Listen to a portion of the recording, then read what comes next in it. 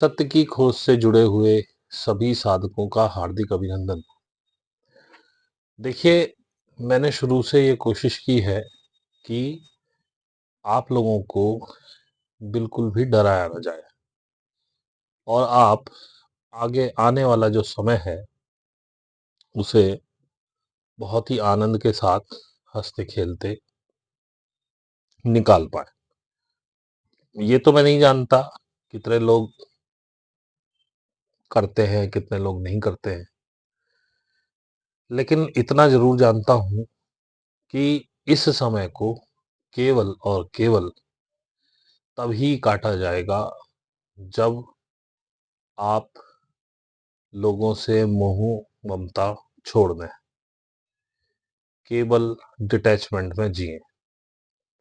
मेरा पिछले 2 सालों में प्रयास यही रहा है कि मैं आपको डिटैचमेंट की तरफ ले जाऊं और उसमें जो आंतरिक आनंद मिलेगा वो सेकेंडरी है ही। आज के टॉपिक का नाम भी थोड़ा सा अजीब रखा है मैंने, और ये भी मुझे पता है कि इस पे व्यूज ज्यादा आएंगे, क्योंकि आपको बस यही सुनना पसंद है। या तो आप कोई फ्यूचर से डरा दे या कोई अतीत में ले जाए। शुरू करने से पहले इतना कहूंगा, मेरे पास सीखने आ रहे हैं तो जब तक पूरी तरह से टूट न गए हों, जब तक इस संसार में कोई भी आपका, जिसे कहना चाहिए, आनंद ना बचा हो, या खुद को जानने की इतनी असीम उत्कंठा ना हो कि आपके जीवन में अब सिर्फ एक ही चीज रह गई हो कि मुझे खुद को जानना है, या मुझे परमात्मा से मिलना है, या मुझे परमात्मा को जानना है, या मुझे ईश्वर से मिलना है। भक्त टाइप के लोग मेरे पास ना आए, आपका कोई मेरे पास स्थान नहीं है। आप 1000 रुपए देंगे, 10-15 दिन में भाग जाएंगे। ऐसे लोगों से मेरा कोई उद्देश्य नहीं उन्हें लाने का। पूरे साल में ऐसे लोग अगर मुझे 12, 15, 20 हजार रुपए दे भी गए, उससे मेरा कोई भला होने वाला नहीं, और ना ही ये सब मैं पैसों के लिए कर रहा हूं। और मैंने अंदर खाने एक निर्णय भी लिया है कि मैं इस साल की मई से अपनी फीस 500 रुपए और बढ़ाने की कोशिश करूंगा। अभी ऊपर ऊपर ये निर्णय है, आगे शायद मैं ले पाऊं, क्योंकि इसकी रूपरेखा बननी शुरू हो गई। अब ये मैं क्यों कर रहा हूं, कैसे कर रहा हूं, इसका भी मुझे नहीं पता है, लेकिन जो है वो आपको बता दिया। फिर दोबारा से कहता हूं, ये रहा आसान नहीं है।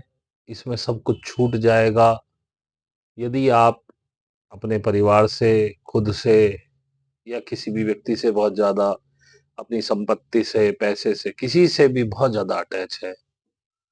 और यदि आपकी मन में छोड़ने की नहीं है, आप आनंदित हैं, आपके लिए ये मार्ग नहीं है, आप इसमें बिल्कुल ना आए। आप मंदिर जाइए, ईश्वर की पूजा अर्चना कीजिए, कीर्तन कीजिए, भजन कीजिए, व्रत रखिए। वही आपके लिए उचित मार्ग है, क्योंकि पहुंचना आपने कहीं नहीं है। आप इसी मोह जाल में फंसे रहेंगे, इसी माया जाल में फंसे रहना चाहते हैं, और जो चाहता ही नहीं निकलना, उसे निकाला जा भी नहीं सकता। तो बस मेरे पास, मेरे को साल में एक बंदा ज्वाइन करे, 6 महीने में एक ज्वाइन करे, मुझे कोई फर्क नहीं पड़ता। लेकिन आए वो जो रुके, जिसके साथ, जिसके ये सारे जो प्रॉब्लम में घिरा हुआ हो, टूट गया हो, दर्द हो, पीड़ा इस लेवल की हो कि आत्महत्या कर लूंगा, अब क्या करूं। एक दो ऐसे आए भी, लंबे समय तक रुक करके भी चले गए, कोई फर्क नहीं पड़ता। रुके तो सही, जाना तो सही। उनकी यात्रा जहां तक थी, दोबारा से संसार में लिप्त हो गए, निकल गए, कोई फर्क नहीं पड़ता। तो ये आप ध्यान रखें कि ये यात्रा, ये मार्ग है बहुत आसान, लेकिन सांसारिक व्यक्ति के लिए चीजों को छोड़ना बहुत मुश्किल होता है। इसलिए सहज हो जाना उसके लिए सबसे कठिन कार्य है, और मैं आपको सहज होना सिखाता हूँ। मैं आपको मेडिटेशन सिखाता हूँ। आपके ईगो वाला मेडिटेशन नहीं कि हम मेडिटेशन सीख रहे हैं। ये सच्चा मेडिटेशन है, सच्ची साधना, जो आपको आपसे जोड़ती है। मेरा अथक प्रयास ये है कि आप ही हो जाएं। आप जो दुनिया भर के मुखौटे पहन के घूम रहे हैं, बाप के सामने बेटी बन जाते हैं, आपका व्यवहार दूसरा हो जाता है। वही बात यदि पति कह दे जो बाप ने कही है, तो आपका रिएक्शन बदल जाएगा, क्योंकि वहां आप पत्नी हो गए, दूसरा मुखौटा लग गया। ससुर वही बात कह दे तो आपका रिएक्शन दूसरा होगा, आप दूसरा मुखौटा लग गया। सास कह दे तीसरा मुखौटा लग गया, बेटा कह दे चौथा मुखौटा लग गया। एक ही बात को विभिन्न लोग कहें तो आपके रिएक्शंस बदल जाते हैं। ये मुखौटे मैं हटाना चाहता हूँ, और जो लोग मुझसे जुड़े हैं उनके हटाने की कोशिश कर रहा हूँ। हालांकि मैं सिर्फ बताता हूँ, करना आप नहीं। मैं सिर्फ आपकी दृष्टि इस ओर ला देता हूँ कि देखो तुमने मुखौटा पहना हुआ है, और जब तुम्हें अपनी गलतियां दिखने लगती हैं तुम स्वयं ही ठीक हो जाते हो। लेकिन ये राह इतनी आसान नहीं है, और साल 6 महीने का खेल नहीं।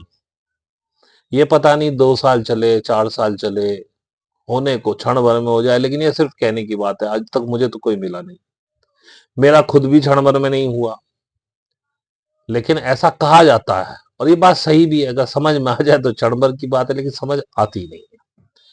द्वैत में, इस माया में, इतने प्रलोभनों में फंसे हुए हो। सबसे बड़ा प्रलोभन तो जीवन ही है, जबकि जीवन तुम्हारी मृत्यु का कारण है, और तुम जीवन को पकड़े फिर रहे हो। पकड़ना मृत्यु को चाहिए, जो शाश्वत सत्य है। जीवन के कारण ही मृत्यु तुम्हें मिली है, यदि जीवन ही ना होता तो तुम्हें मृत्यु मिलना असंभव था। ये बड़ी अजीब सी बात है, लेकिन जो है वो सत्य है। कोई अच्छी कॉन्शियसनेस वाला व्यक्ति यदि इसे सुनेगा तो उसके समझ में आएगा। यहाँ बैठे हर व्यक्ति इसको समझ जाए ये जरूरी नहीं। तो भाई बहुत सोच समझ के आइए। फिलहाल मेरी फीस 1,000 रुपये है। मई में ये बढ़ के शायद 1,500 हो जाएगी। इस पे मंथन अभी चल रहा है। अभी तो मुझे लगता है कि हो ही जाएगी, बाकी मई में बताएंगे। जैसा भी होगा अप्रैल में बता देंगे। तो मैं अब टॉपिक पे आता हूँ जिसके लिए मैंने वीडियो बनाया है। टॉपिक देखने में, सुनने में बड़ा अजीब लगेगा, और ये आप ऑब्वियसली आपको आकर्षित करेगा, इसलिए आप इसे पूरा सुनना भी चाहेंगे। लेकिन फिर भी मैं बता दूं, मैं कोशिश करूंगा ज्यादा से ज्यादा इस टॉपिक को भी इतना माइल्ड कर दूं कि आपको इससे डर ना लगे, क्योंकि डर अगर आप गए तो आप आगे बढ़ना मुश्किल ही है। पहली बात तो यह है कि जैसा मैंने टॉपिक में लिखा है कि आगे आने वाला समय बड़ा भयावह है, लेकिन भयावह की भी अलग अलग डेफिनेशंस है।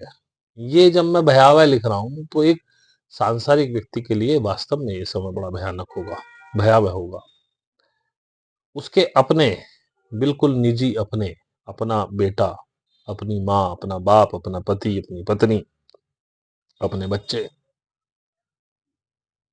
और बाकी रिश्तेदार तो थोड़े दूर होते हैं, ये तो बिल्कुल निजी रिश्तेदारियां,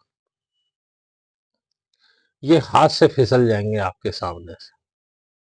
बैठे बैठे अभी बात ही कर रहे थे, हंसी रहे थे, आप गए या नहीं भी गए, और बस उसने सिर जरा सा नीचे झुकाया, आपने सोचा पता नहीं क्यों झुकाया, वो झुका ही रह गया।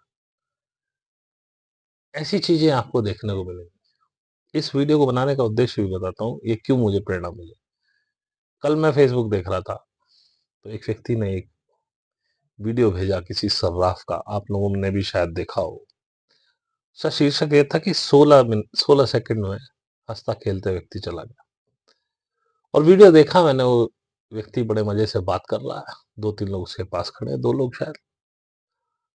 और अचानक जैसे धरती हिली हो, भूकंप आया हो, वो एकदम अचानक से हड़बड़ाया, उसने आगे की अपनी डेस्क पकड़ ली, और अचानक अपना सर उस डेस्क पर रख दिया। और उसके बाद जैसे ही उसके पास खड़े लोगों ने नोटिस किया, बस वो पीछे को गिरा और गिरता चला गया। तुरंत एक व्यक्ति आया, उसने उसे सीपीआर देना शुरू किया। आसपास के व्यक्ति हाथ पैर मलने लगे, सीपीआर देने लगे, भाग दौड़ मच गई। वो व्यक्ति जा चुका था। बस इतना ही खेल था। ये ऐसा पहला वीडियो मैंने नहीं देखा, ऐसे बहुत सारे वीडियो देखे हैं, लेकिन कभी ऐसा वाइब्रेशंस अंदर से नहीं आई जैसी उसको देख के आई। उसको देख के अंदर से जैसे कोई आवाज उठी कि आगे आने वाला समय बड़ा भयावह होगा। लोग इन सदमों से निकल नहीं पाएंगे। कुछ लोग बूटी की वजह से मारे जाएंगे और कुछ लोग सदमे में मर जाएंगे। और मैं आपको बिल्कुल डराना नहीं चाहता, क्योंकि ये आप ही ने ये बीज बोया है 2021 में, किसी ने 20 में।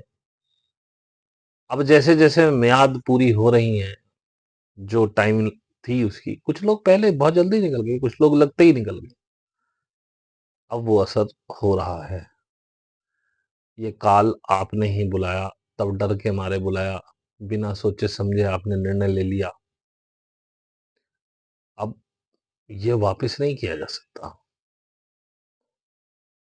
मैं अक्सर कहता था शुरू से ही कि जो साधना करे उसको कोई फर्क नहीं पड़ेगा, उसको सब संभाल लिया जाएगा। ये बात कहीं कुछ स्तर तक ठीक है, क्योंकि जो आरएनए आपके अंदर इंजेक्ट किया गया है, एमआरएनए, वो भी आपके डीएनए में कटिंग करता है, डीएनए को एडिट करता है।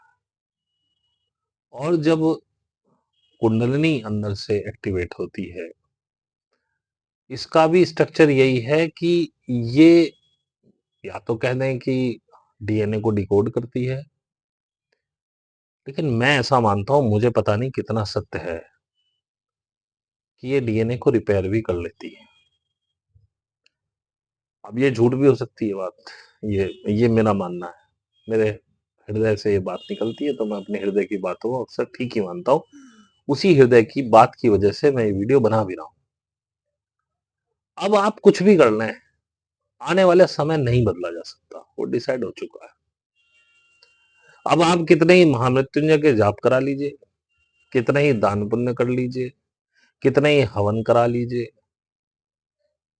कोई संभावना दिखाई नहीं देती। और अगर मैं आज आपसे ये कहूं कि आइए साधना को ज्वाइन कर लीजिए, तो भाई इसे भी तो कुछ समय चाहिए ना। डेट आपकी फिक्स हो चुकी। अब मैं नहीं समझता कि कोई अगर साधना में आज जुड़े, होने को चमत्कार कुछ भी हो जाए, मैं नहीं कह सकता, कुंडलनी की ताकत असीम है। लेकिन अब मुझे विश्वास नहीं है कि कोई आज की डेट में कुंडलनी साधना में जुड़ के और 6 महीने बाद इस पोजीशन पे, या 2 महीने में, महीने में इस पोजीशन पे आ जाए कि उसको बूटी के साइड इफेक्ट ना हो। और ये सिर्फ मेरा मानना है, ये भी हो सकता है जिसने बूटी ली हुई है वो साधना पहले से भी कर रहा हो, क्योंकि साधना मेरे साथ जो लोग कर रहे हैं, मुझे ही पता है कि वो कैसे कर रहे हैं। उनमें आधे से ज्यादा तो बस टाइम पास ही कर रहे हैं। तो जब साधना आप कर ही नहीं रहे तो वो कैसे होगा? अब उसमें बदनामी यही होगी कि यार ये तो कुंडलनी से भी हो गया। तो भैया मैंने थोड़ी कहा था आपसे जाके बूटी घुसवा लो। ये तो समझो आपने एक उम्मीद पकड़ ली कि चलो इससे बच जाएंगे। आप कुछ और भी कर सकते थे। खैर, ये विषय नहीं। विषय ये है कि आने वाली जो भी प्रॉब्लम्स है, ये केवल एक बूटी नहीं है। वो आने वाला समय आप बदल नहीं पाएंगे।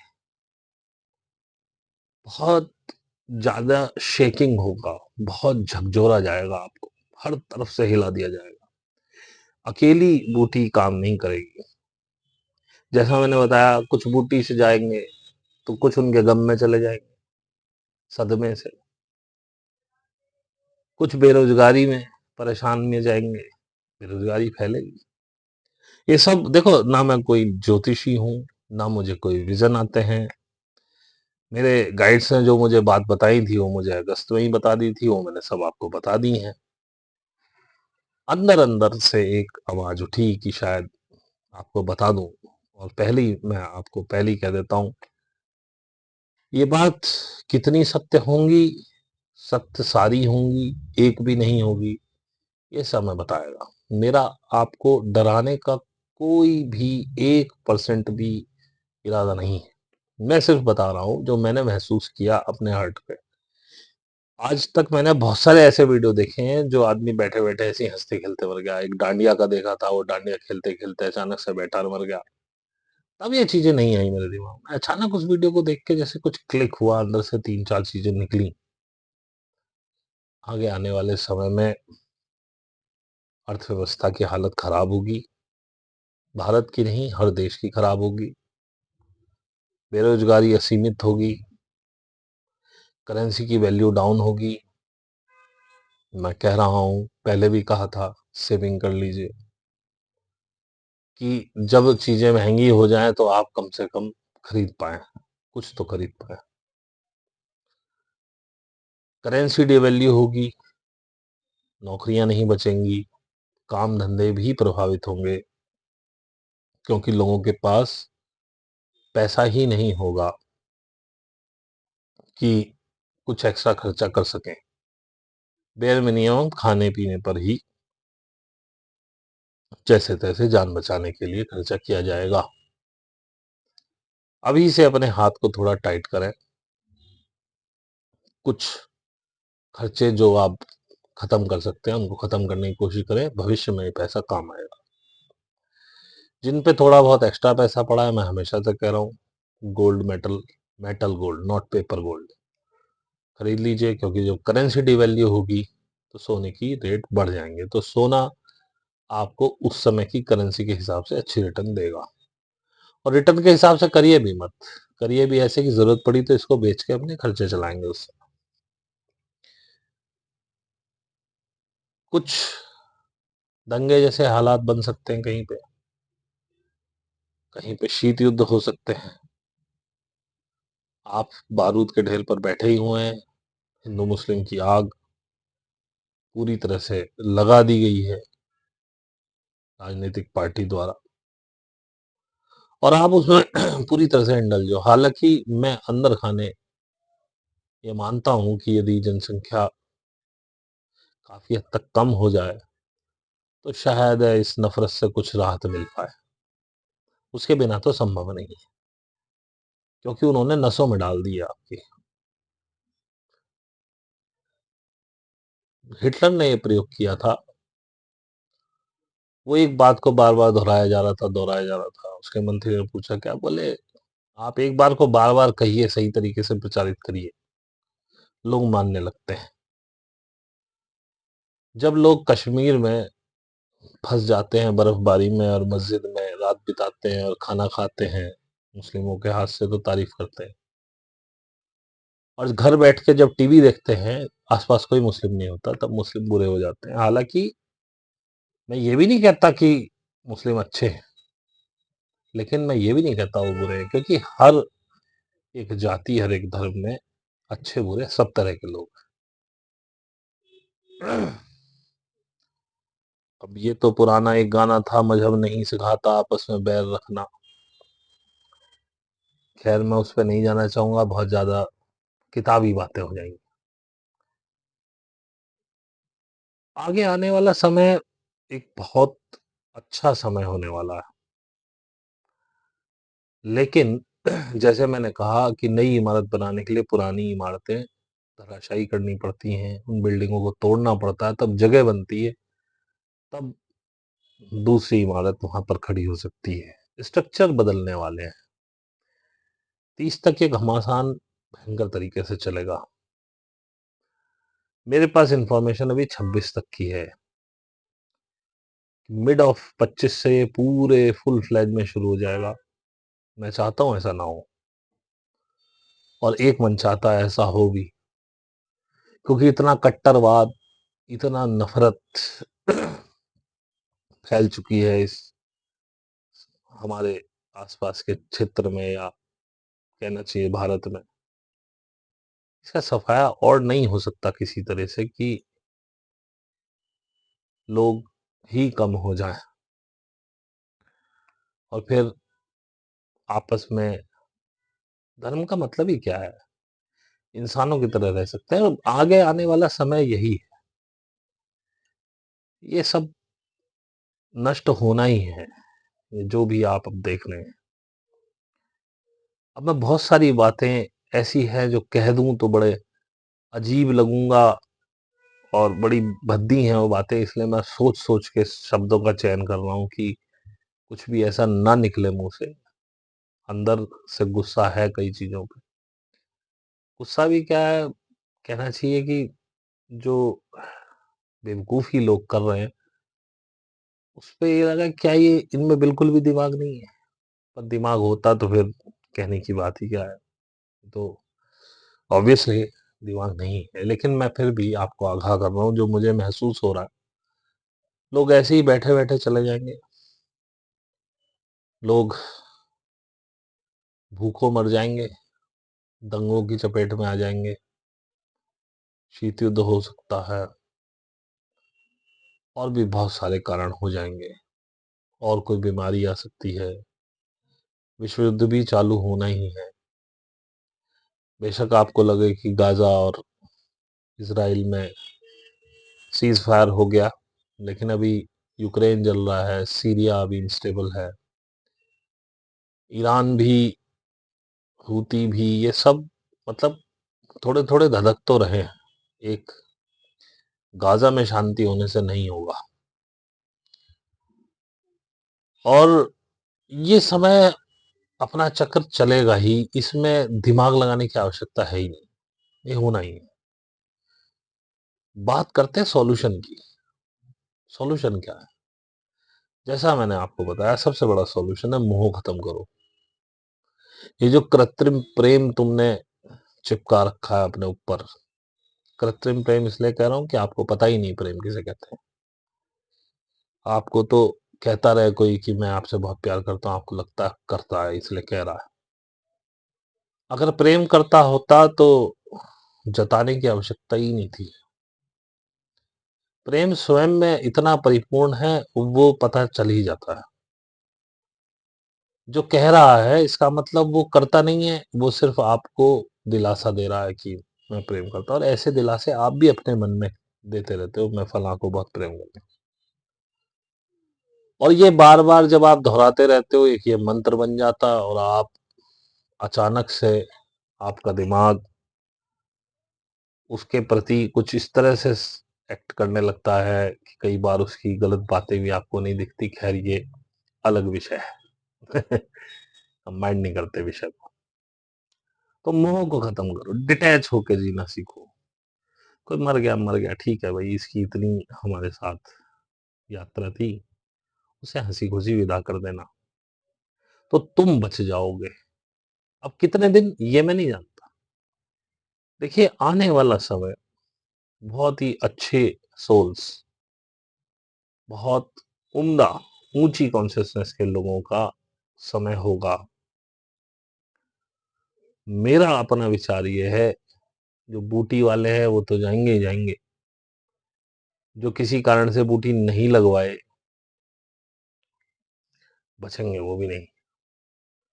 2030 के बाद उनका समय शुरू होगा, क्योंकि बेईमान आदमी नहीं जाएगा, खराब आदमी नहीं जाएगा, षड्यंत्र करने वाला नहीं जाएगा, ऐसा मैं मानता हूं।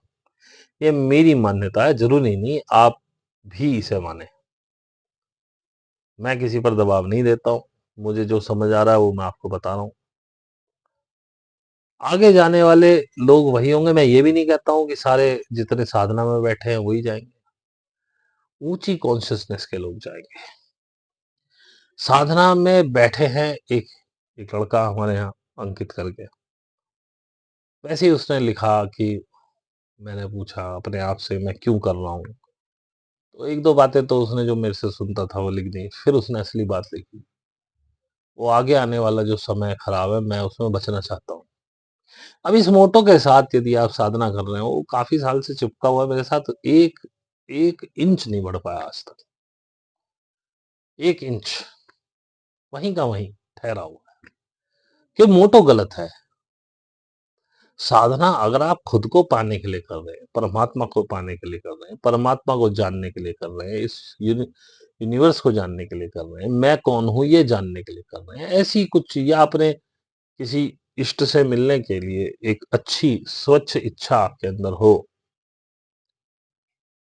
मैं मोक्ष पाना चाहता हूं, मैं मुक्ति पाना चाहता हूं, इस तरह की अभिलाषा के साथ सर्वस्व समर्पण करके, इतना समर्पण कि बस कुछ नहीं है, मुझे साधना करनी है, यही मेरा गोल है। इस तरह का समर्पण होना चाहिए। उसी की बात बताऊं, कुछ दिन पहले उसने लिखा था, मैं सांसों पे ध्यान दे रहा था, अचानक सांसें कमतर कमतर होती गई, मैं डर गया और मैंने आंख खोल ली, कहीं सांस बंद ना हो जाए। इतना डरने के बाद तुम साधना कर पाओगे? तुम समझे ही नहीं। इसमें दुनिया, जिंदगी भर बैठे रहो आंखें बंद करके, कुछ नहीं मिलने वाला। साधना का मतलब किसी चीज को साधना, उन वाइब्रेशंस को साधना, अपने थॉट्स को साधना, अपने शरीर को साधना। आंख बंद करके बैठ के सांसों की रफ्तार देखने से कभी कुछ नहीं मिलेगा। और मैंने कभी बताया भी नहीं किसी को कि सांस, आजकल मैं कह देता हूँ कि चलो सांस पे भी ध्यान करना तो कर लो, मैं तो कभी कहता ही नहीं सांस, क्योंकि जब आप साधना में उतरते हैं सांसें वासें सब गौण हो जाती। कहाँ सांसें, कहाँ तुम, चले जाते हो कहीं और, किसी और दुनिया में। फिर पटरी से उतर गए। लेकिन हाँ, ये बताना जरूरी था कि साधना सही होनी चाहिए, लेकिन कॉन्शियसनेस किसी की ऊंची है, वो साधना नहीं कर रहा है, वो भी चला जाएगा। अब वो गॉड गिफ्ट ही हो सकती है भाई साहब। कॉन्शियसनेस बढ़ाने के लिए आपको पढ़ना ही पड़ेगा, बिना पढ़े नहीं होती। अब पढ़ना जरूरी नहीं है किताबों से। अब जैसे ही मैंने पढ़ने का शब्द बोला, आप सोचो भी किताबें पढ़नी पड़ेगी, नहीं। जो असली साधक है मेरे पास, वो पुरानी वीडियो सुनते हैं, वो भी पढ़ाई है। मैंने बहुत कुछ बताया, लो कॉन्शियसनेस में बताया, फिर और हाई में गया और हाई में गया, इस तरह से वो एक सीढ़ी है। ओशो है सुनने के लिए, ओशो को सुन सकते हो, वो पढ़ाई है। लेकिन सिर्फ सुनने के लिए यदि सुन रहे हैं तो नहीं होगा। बहुत से साधक हैं वो आगे बढ़े जा रहे हैं, पीछे वाली अभी तक क्लियर ही नहीं है सीढ़ी, वापस जाके मुड़ना सीखा ही नहीं उन्होंने। हमने जब माता जी को सुनना शुरू किया था, हमने एक एक वीडियो 20-20 बार देख डाली, फ्लो में देखते चले गए, जो जो आ रही है। पुरानी वीडियो देखी है तो सुनी हुई है, फिर सुनते हैं, फिर चलते रहे फ्लो में, फिर दोबारा आ गई वो, फिर दूसरी कोई आ गई, ये तो सुनी है, फिर सुनते हैं। अंदर उतार डाला, अब सुनने को कुछ बचा ही नहीं, छोड़ दिया। फिर यूनिवर्स ने ओशो को सुनवाया। ध्यान मेरे जीवन में घटित हुआ ओशो की वीडियो सुन के। बहुत से लोग कहते हैं, अभी हमारी एक साधिका ने लिखा कि मुझे ऐसा ख्याल आया कि आप पैसे लेते हैं, आपको फ्री करना चाहिए, ताकि कुछ लोग जो हैं, जो नहीं अफोर्ड कर पा रहे, वो भी सुने, वो भी करें। तो मैंने उनको जवाब दिया, तुम क्यों नहीं सिखाती? तुम मुझसे क्यों एक्सपेक्ट करती हो? और फिर तुम भी तो फ्री में ही आई थी शुरू में। मैंने तो परेशान होकर के पैसे लेना शुरू किया। तुम भी करो, पता चले तुमको फ्री सिखाने में क्या होता है। मैं भी फ्री सिखाना चाहता था, सीखने वाले ही नहीं आते, सीखते ही नहीं है लोग फ्री में। और आज तो मैं रेट बढ़ाने की सोच रहा हूँ। जब तक तुम पे जोर ना पड़े मेरे पैसे देने में, तब तक तो मैं इसकी वैल्यू ही नहीं पता चली।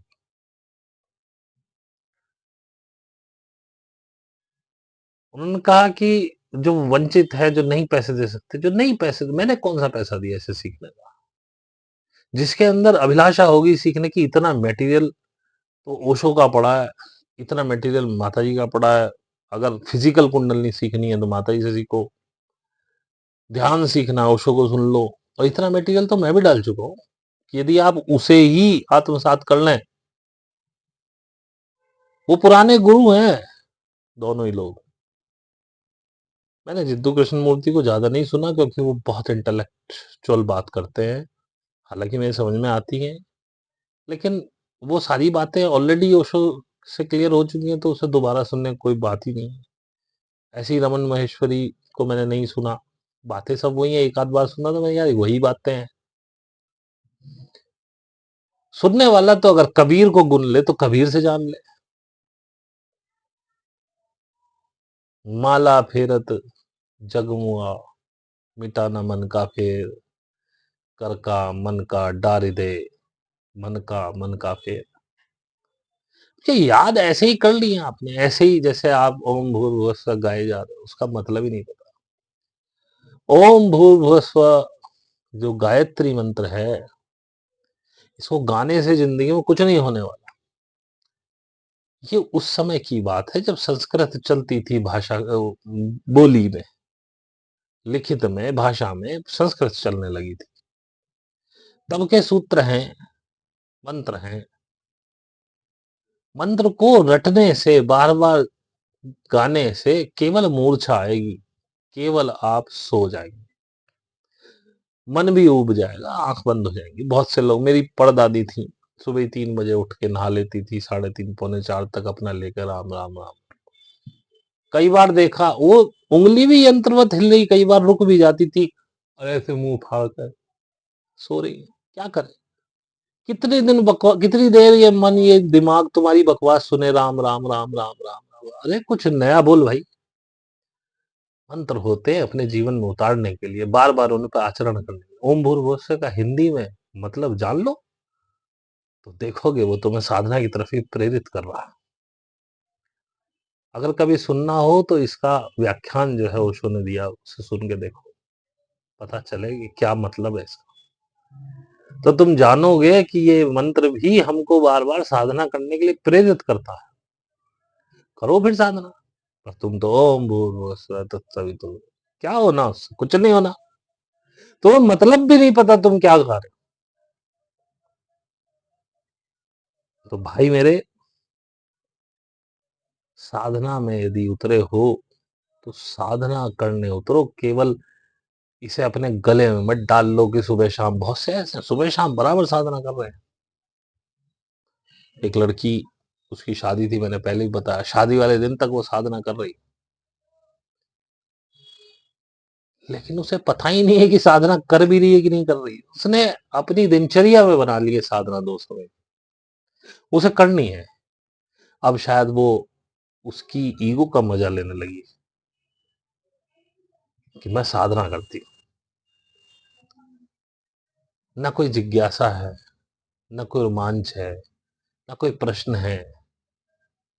शादी से 6 महीने पहले शादी के ख्यालों में घूम रही थी, साधना में शादी। अब ये लहंगा पहनूंगी, ये करूंगी, वो करूंगी, काहे की साधना। शादी होके गई तो अब ख्याल चलते हैं क्या बनाऊं, क्या बनाऊं। तो में और दूसरी में क्या फर्क रहा, काहे की तू साधक, काहे की तू सन्यासी, क्या तू सहज हुई। कभी अपनी तरफ झांक करके देखा। अब शायद वो ये सुने तो शायद उसको पता चले कि मैं क्या कहना चाह रहा हूँ। मीट में आएगी, बैठ के चली जाएगी। पता नहीं कितने हैं जो मीट में आके बोलते ही नहीं, जो हमारी पर्सनल पैसा दे रहे हैं, बोलते ही कुछ नहीं। और मैं कह चुका हूँ कि अब मैं वो व्यक्ति नहीं हूँ जो तुम्हें आके टोकूंगा। ये तो उस लड़की की बात भी मैंने आप लोगों को समझाने के लिए बोली, और उसके लिए भी बोली, यदि वो देखे, समझे मैं क्या कर रही हूँ। अब अपने घर आई, ससुराल से तो कह रही है पति की याद आ रही है। 1.5 महीना, 2 महीना हुआ तेरी शादी को, अभी से ये हाल। घुस गई तू उसी जंजाल में, उसी माया में लिप्त हो गई, और ये पतियों की याद बस ज्यादा से ज्यादा साल 6 महीने ही आती। उसके बाद जब उनका असली रूप दिखना शुरू होता है, परिवारों का असली रूप दिखना चलता। अभी तो शायद तुझे तेरी ससुराल अपने मायके से अच्छी लग रही होगी। अभी सब मुखौटे लगा के तेरे से बात कर रहे हैं। अभी सब अपना सबसे अच्छा रूप तुझे दिखा रहे हैं। ये मैंने पहले भी उसे बताया था। जिस दिन ये मुखौटे उतरने शुरू होंगे तुझे लगेगा कि मेरा ही घर अच्छा था, क्योंकि उसकी तो तुझे आदत पड़ी हुई थी ना। और मैंने उसको कह के भी भेजा था कि साल भर किसी के बारे में कोई राय ना बनाना, बस देखना। लेकिन अपनी माया में घुस गई, साधना रोज कर रही, अपडेट रोज आ रहे। साधना ऐसे हो गई जैसे भोजन खाना है, भूख लगी भोजन खा लिया, लेकिन उससे कुछ मिल नहीं रहा। अवेयरनेस से साधना नहीं हो रही है, मैं कर रही हूँ, मुझे साधना ही करनी है, मैं साधना ही कर रही हूँ, ऐसी कोई अवेयरनेस नहीं। बस बैठ गए, उठ गए, 40 मिनट होगी, बात खत्म। हमारी जिम्मेदारी पूरी, अब कुंडली जाने उसका काम जाने, हमने अपना काम कर दिया। ऐसे नहीं होता है। इसमें तो हर चीज बड़ी अवेयरनेस से करनी पड़ती है। मैं देख रहा हूँ आजकल, मैंने कोशिश की, बहुत महीनों से मैं कोशिश कर रहा हूँ, जिसे ओशो ने माइंडफुल ईटिंग कहा है। माफ करना, थोड़ा सा विषय से भटक रहा हूँ, लेकिन जानबूझ के भटक रहा हूँ। थोड़ा सा जरूरी है ये भी, क्योंकि उसमें वैसे मैंने सारी बातें बेसिकली बताई दी हैं, बार बार उसी को दोहराता रहूं तो भी कोई फायदा ना होगा। तो माइंडफुल ईटिंग के लिए उन्होंने कहा, मैं बहुत दिनों से कोशिश कर रहा हूँ माइंडफुल ईटिंग की, लगभग 2 महीने से कोशिश कर रहा हूँ। अब जाके थोड़ा थोड़ा माइंडफुल ईटिंग कर रहा हूँ। माइंडफुल ईटिंग का मतलब क्या है? वो कहते हैं ध्यान खाने पे हो। अब ये बात ध्यान खाने पे मतलब हम खाना खा रहे हैं, ये हमने रस्सा लिया, ये हमने सब्जी में डुबाया, ये हमने मुंह में डाल लिया, अब ये हमने चबा लिया, ये माइंडफुल ईटिंग नहीं है। पहले मैं भी यही समझ रहा था, मैंने ऐसे करने का प्रयास किया, मुझे बिल्कुल आनंद नहीं आया। अब मैंने छोड़ दिया, बस मैं थोड़ा सा ध्यान रखता हूँ खाने पे। जब मैं खाना खाता हूँ तो मैं देख रहा हूँ माइंडफुल ईटिंग हो रही है। माइंडफुल ईटिंग हो रही है तो मैं ज्यादा चबा पा रहा हूँ खाने को, और उसका टेस्ट ले पा रहा हूँ चबाने से, उसके इंग्रेडिएंट्स फील कर पा रहा हूँ। और उससे एक चीज और बढ़िया हुई कि जैसे आपने देखा होगा, कोई मोमोज खाना पसंद करता है, कोई चाउमीन, किसी को समोसे, किसी को टिक्की। तो आज समोसे खा लिए, एक दिन 2 दिन बाद फिर वो कहेगा यार समोसे का मन कर रहा है, क्योंकि आप माइंडफुल ईटिंग नहीं कर रहे हैं। जबान पे स्वाद तो आया क्षण भर के लिए, लेकिन वो स्वाद यहां तक नहीं गया। आपकी बॉडी ने वो स्वाद फील नहीं किया, आपके दिमाग की स्मृति में वो स्वाद नहीं आया कि मैंने समोसा खा लिया। थोड़ी देर के लिए जबान का स्वाद आया, भूल गए उसके बाद। माइंडफुल ईटिंग की एक खासियत है, यदि आप कुछ भी खा रहे हैं तो उसको जो फील करके आप यहां तक जो स्वाद जाता है, फिर पता चलता है। जैसे आपने कोई ऐसी चीज खाई, मान लीजिए तिल के लड्डू खा लिए, या जो हमारे यहाँ डेली में नहीं बनती, जैसे गाजर का हलवा खा लिया, या आप बाजार से पकौड़ी खा ली। माइंडफुल ईटिंग का फायदा कि उसका जो स्वाद यहां तक घुसता है ना अंदर, एक असीम तृप्ति होती है, और उसके बाद उसकी क्रेविंग नहीं होती दोबारा, कि अभी दोबारा खाना चाहिए इसको। बहुत समय तक वो स्वाद यहाँ टिका रहेगा, और आप बढ़िया से चबा रहे हैं। उसको चबाने से फायदा ये हो रहा है कि आप उसका पूरा पोषण ले रहे हैं। तो मैं देख रहा हूँ, हालांकि अभी स्टार्टिंग ही हुई है, और आगे बढ़ूंगा तो बताऊंगा इसके बारे में। और आप, यदि आपके पास पैसे नहीं है, आपको पैसे देने की आवश्यकता भी नहीं है, मैंने आपसे कुछ छुपाया नहीं है। साधना कैसे करें, ये वीडियो पड़ी हुई है प्ले लिस्ट में, आप देख सकते हैं। सभी को मैं वही देता हूँ।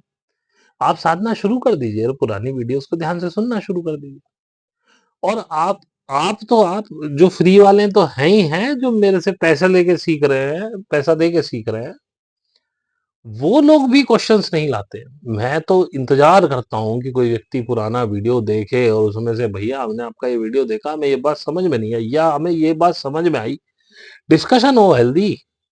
बस आ जाते हैं सुनने के लिए, बैठने के लिए, आगे जी 8:45 हम तैयार हो गए आगे। जो लोग सवाल भी पूछते, बेवकूफपनी के सवाल, कोई चर्चा वाला सवाल नहीं, जिसपे कि कोई पॉइंट उठ सके, मैं 4 बातें एक बात में से और निकाल के दे सकूं, ऐसी कोई बात नहीं। पुराने वीडियोस में जाइए, उन्हें सुनिए, उन्हें आत्मसात करने की कोशिश कीजिए। और ये जो पैसा देने की आवश्यकता है ही नहीं, यदि आपका ध्यान इतना एकाग्र है, यदि आप सीखना ही चाहते हैं, और आपकी देखो, जो ग्रुप में रह के सीख रहा है उसको कुछ एक्स्ट्रा मिल रहा है, इसमें तो कोई दो राय है ही नहीं। उस पे जो उसका, जिसे कहते हैं कि गाइडेंस होती है, वो एक अलग ही लेवल की होती है। मैं कह रहा हूँ उसके बाद भी नहीं सीख पा रहे, पैसे दिए जा रहे हैं, लेकिन क्योंकि उस पर ध्यान ही नहीं है जो मैं कह रहा हूँ। खैर वो एक अलग मैटर है उनका, आप सीख भी रहे हैं, सीखने वाले सीख रहे हैं। लेकिन जिसके पास पैसे नहीं है, उसे मेरे तक वो आया ही हुआ है इन वीडियोस के माध्यम से। यही है किताबें सीखने की, बस तू उन्हें सुन और अमल कर। बाकी ईमेल तो मैंने दी हुई है, सवाल कुछ लोगों के आते हैं, कब कोई कभी इक्का दुक्का भेज देता है। एक पाकिस्तानी है भाई साहब, वो भेजते रहते हैं। उन्होंने बड़ा अजीब सा सवाल एक भेज दिया।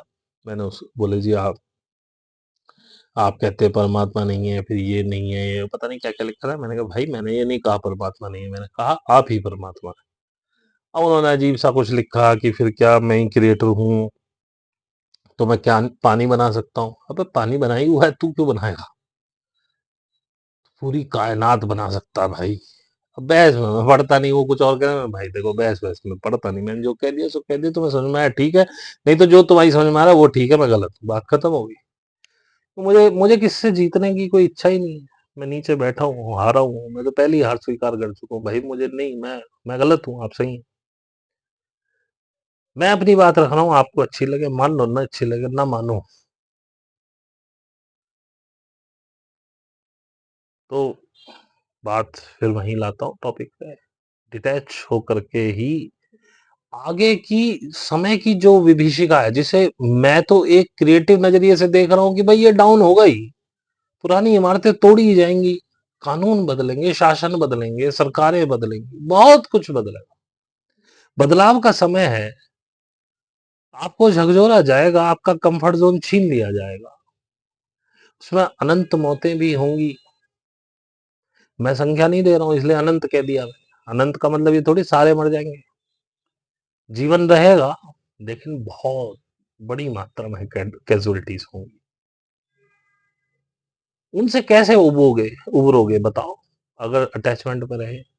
मैं सिर्फ सलाह दे सकता हूँ और अपने हिसाब से आपको बता रहा हूँ, आपको नहीं समझ में आए तो मैं क्षमा प्रार्थी हूँ, हाँ, मैं गलत हूँ। आपको ये लिखने की भी ज़रूरत नहीं है कि आप गलत, मैं मान नहीं रहा हूँ। मैंने अपनी बात आपको बताई, आपकी कितनी समझ में आई आप जाने। और अगर आप ये कह रहे हैं कि मैं गलत हूँ, तो मैं गलत हूँ, आप कह रहे हैं मैं सही हूँ, तो भाई कोशिश, हालाँकि मुझे पता है आप कोशिश भी नहीं कर सकते। कोशिश भी वही लोग क और मैं अकेला ऐसा व्यक्ति नहीं हूँ, जो आपको लगे कि बस एक ही तारणहार है, ऐसा मेरे अंदर कोई, मेरे दिमाग में कोई ऐसी गलतफ़हमी बसी बसी हुई नहीं है। अनेक तरह के लोगों के लिए हम जैसे अनेक लोग हैं। किसी को मेरी बातें समझ में आ रही हैं, किसी को किसी और की बातें समझ में आ रही हैं। हर व्यक्ति को हर जैसा व्यक्ति मिला हुआ है। और आजकल तो नेगेटिव एंटिटीज़ भी इस बारे में बात करने लगी हैं, क्योंकि उनको लगता है कि चक्रव्यूह में कैसे तो फँसाए रख अपने साथ, जब ये होने ही वाला है, लोग कहने ही लगे हैं, तो भई हम भी कह देते हैं। कम से कम जो अपने साथ चिपके हुए हैं, चिपके रहेंगे। तो ये भी मैंने देखा, लेकिन ठीक है, संदेश तो जा ही रहा है ना। उनके माध्यम से भी संदेश तो, क्योंकि मुझे पहले ये लगता था यार चलो पढ़े लिखे इंटरनेट से जुड़े हुए लोग तो चलो समझ रहे हैं, लेकिन भैया बेचारे गरीब आदमी, क्या किसान गरीब मजदूर की क्या, उन्हें कैसे पता चलेगा? ऐसा नहीं है कि उनमें सब मारे जाएंगे, उनमें भी बचेंगे। तो कुछ ऐसे लोगों के माध्यम से, कुछ बाबाओं वाबाओं के माध्यम से भी ये सब नेगेटिव एंटिटीज भी करने लगी हैं, क्योंकि उनको डर लगने लगा है कि हमारे हाथ से बाजी ना फिसल जाए। तो संदेश जा रहा है, उसमें भी कई लोग जागेंगे, अब किसी ना किसी के पास तो पहुंच जाएंगे। ना मेरी इतनी क्षमता है, ना मेरी हैसियत है कि मैं सबको, क्या अपने जिले को नहीं सिखा सकता पूरे को। तो जो मेरे पास आ रहे हैं भैया, मैं कोशिश कर रहा हूँ अपनी पूरी 100% की मैं उन्हें कुछ दे पाऊं, क्योंकि मैं तो देने को बहुत कुछ तैयार हूँ, लेने वाले तो आप ही होंगे ना। जैसा मैंने बताया था, प्यास ही ना लगी हो, सरोवर पास हो, तो आप उसकी तरफ देखेंगे भी नहीं। और प्यास लगी हो और एक टूटा सा हैंडपंप हो, उसका भी पानी उतर गया हो नीचे, आप उसमें जुगाड़बाजी करके ऊपर से पानी डाल के गीला वीला करके खूब सारी हत्तियां मार के पानी निकाल के पी ही लेंगे। तो बात प्यास की है। प्यास यदि आप में है तो आप ले लेंगे। मैं हमेशा कहता हूँ, मैं तो बहता हुआ झरना हूँ भाई। इसको किसी ईगो में नहीं कह रहा हूँ। जो भी ज्ञान मेरे अंदर से निकल रहा है वो बह ही रहा है, मैंने रोका ही नहीं है, वो झरना है। अगर आपने अपने घड़ों के मुंह नीचे करके लगाए हुए हैं तो कैसे भरेंगे? घड़े को सीधा करो, ले लो जो लेना है। मैंने आप पे कभी प्रतिबंध नहीं लगाया। और भैया जिनको पैसे नहीं है वो वीडियोस देख के सीखें। मैं भी ऐसे ही सीखा हूँ, मेरा कोई गुरु नहीं, मैंने 1 रुपया खर्च नहीं करा है इसमें। बाकी जो मुझे कहना था, थोड़े कहे को ज़्यादा समझना, मैंने बहुत सीमित शब्दों में बात करने की कोशिश की है। मैं आपको डराना बिल्कुल नहीं चाहता हूँ, क्योंकि डर में तो आप वैसे ही मर जाएँगे। डर तो मरने का पहला कारण है। इसमें आपका डीएनए कोलैप्स कर जाता, आप मर जाते हैं। तो डरना मत, समय को जीना ही पड़ेगा। ये जो समय आ रहा है इसको जीना ही पड़ेगा, बिना जिए आप इस समय से नहीं निकल सकते, ये गारंटी है मेरी। इसी आग के दरिया को तैर के पार करना पड़ेगा। अब इसमें जितने बच जाए, जितने रह जाए। समय को नहीं हटाया जा सकता, ये इनएविटेबल है, ये होगा ही। आप यदि खुद पे संयम रख पाए, अपने विचारों पर संयम रख पाए, अपने आप पर संयम रख पाए, डिटैचमेंट में आ पाए, तो देखो अपना कोई जाता है, कष्ट तो होता है, लेकिन विक्षिप्त नहीं होंगे, अपना जीवन जी पाएंगे। और भाई की जो जो चला गया उसके लिए तो दुनिया खत्म होगी, उसका सारे क्लेश मिट गए, उसकी तो टेंशन ही नहीं है कुछ भी। जो चला गया सो चला गया। अब किसके बच्चे, किसकी माँ, किसका बाप, वो तो गया, उसके लिए कोई टेंशन नहीं है जो चला गया। टेंशन उसकी है जो अभी जिंदा है। तो मैं इस विषय को यहीं पर विराम देना पसंद करूंगा, ज्यादा मैं नहीं कहूंगा। आपको अच्छा लगा हो लाइक सब्सक्राइब कर लेना, कमेंट्स डाल देना भाई साहब। लाइक्स की थोड़ी सी, मेरे को कोई भूख तो नहीं है, लेकिन मुझे लगता है लाइक आप करेंगे तो शायद ये ज्यादा लोगों तक पहुंच जाए। कुछ और लोगों का भला करने में मेरी सहायता करिए। और जैसा मैं पहले ही कह चुका हूँ, जिसको सीखना हो वो व्हाट्सएप नंबर है, टेलीग्राम है, वहां पे। लेकिन ध्यान रखना, हल्के मन से सीखने मत आना, भविष्य के द्वार बंद कर रहे हो। मेरे यहाँ से वापस जाने के बाद वापस मुड़ना अत्यंत कठिन है। इसलिए जब बिल्कुल ही टूट जाओ, अभी समय आएगा, मिड ऑफ 25 के बाद समय आएगा जब आप टूटोगे। तो जब टूट जाओ तब आना, उसके बाद आसान हो जाता है सीखना और सिखाना। अभी आप आएंगे, मैं कुछ कह दूंगा, आपकी ईगो हर्ट हो जाएगी, आप भाग जाएंगे। दोबारा आएंगे तो मैं लूंगा नहीं। तो बेटर है अभी ना आए, और तोड़ लें अपने आप को, और देख लें अपने आप। इसी के साथ मैं वीडियो यहीं समाप्त करता हूँ। आपका बहुत बहुत धन्यवाद यहाँ तक बने रहने के लिए।